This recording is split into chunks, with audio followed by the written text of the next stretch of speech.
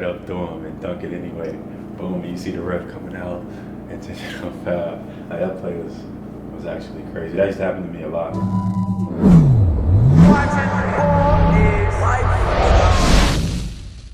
You know, we got a little surprise for you. I'll pull this up for you. The good folks at Ballislife. We had a great conversation with them, and we pulled out some old footage of you. You know what I'm saying? So you can space whenever you want. In between, if you want to make comments, right? Where's that guy?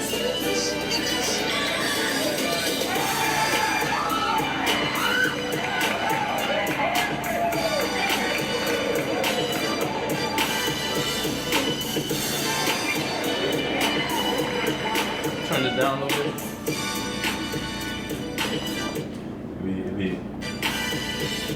It'd be crazy, like when I be listening to like media writers, like now they like it's like his skill just came out of nowhere. Like it's a miracle how he's just getting better every single year. Like, and I'm like, I've been a prodigy my whole life. Been good my whole life.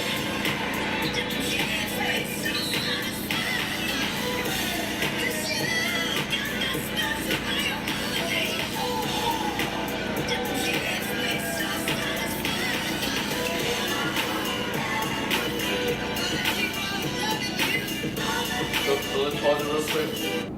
You're wearing number 1, sometimes number 10. Now you're number 7. You know, tell us about that transformation. What made you pick these numbers when you were younger compared to like where you're at right now?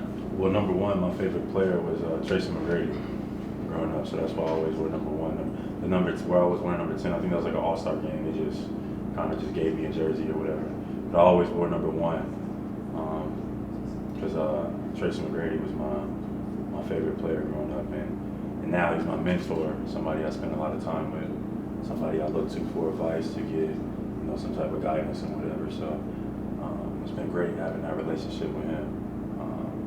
He was one of my first cosigns in the league too. He was like, nah, Jaylen's gonna be a good player, a great player. And the rest of the world ain't caught up yet, but they'll see.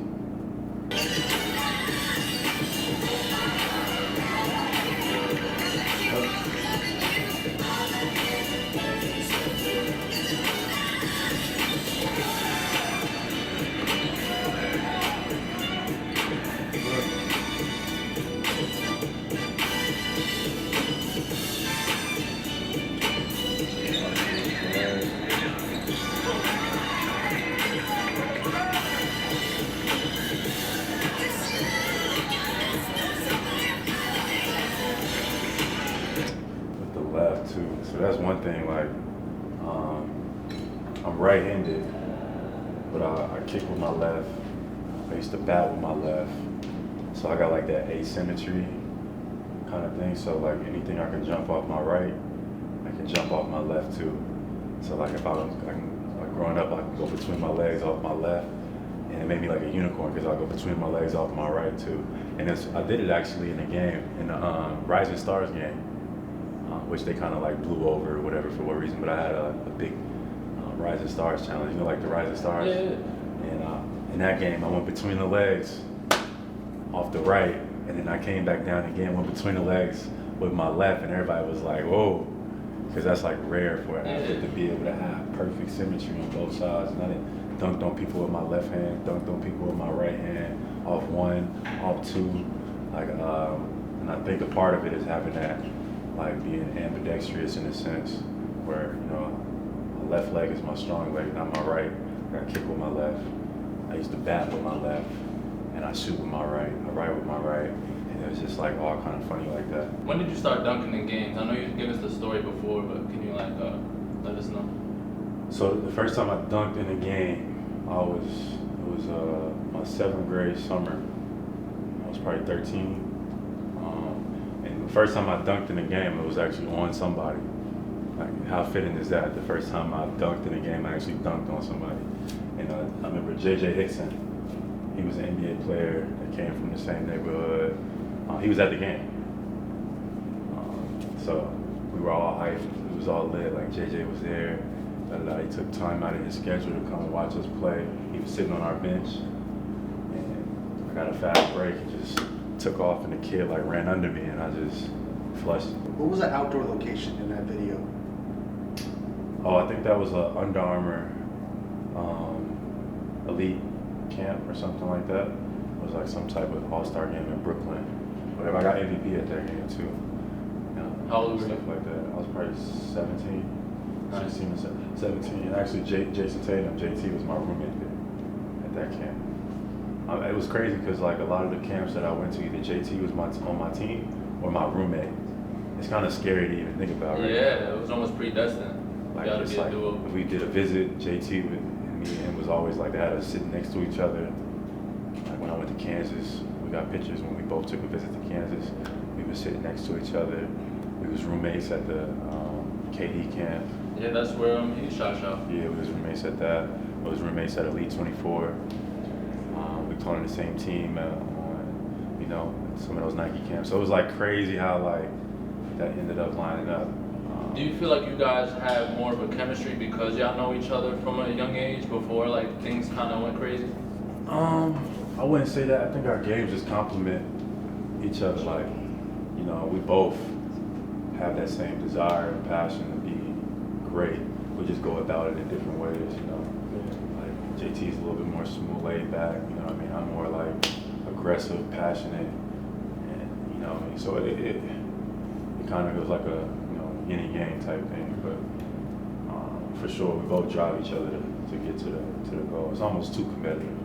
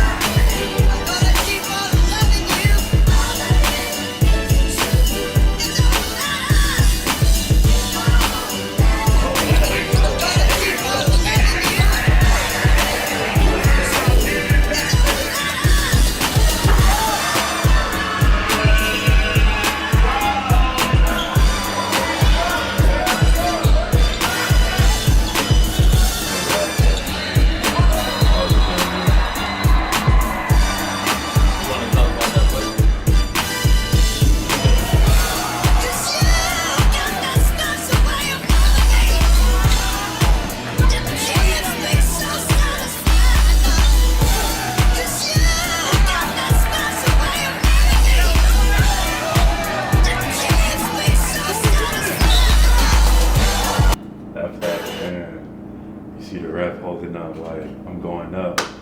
I probably was the same weight I am now when I was in high school. I was probably maybe 5 pounds less, about 6'6", 6'7", 220 pounds, 218, probably like 225 now. So it wasn't like too much of a difference. But in high school, to be like that and be moving that fast and jumping that high is like rare, and to be that kind of like grown body kind of build, like even the wings that you see now is barely 220. And I'm that in high school, right?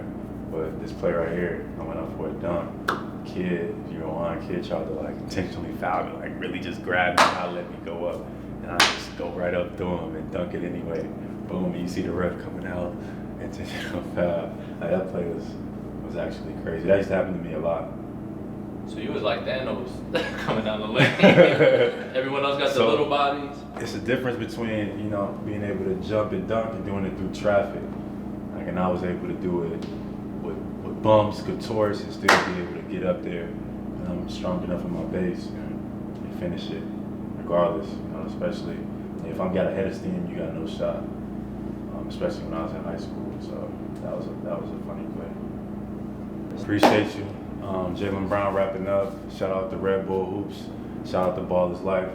Catch you guys next time.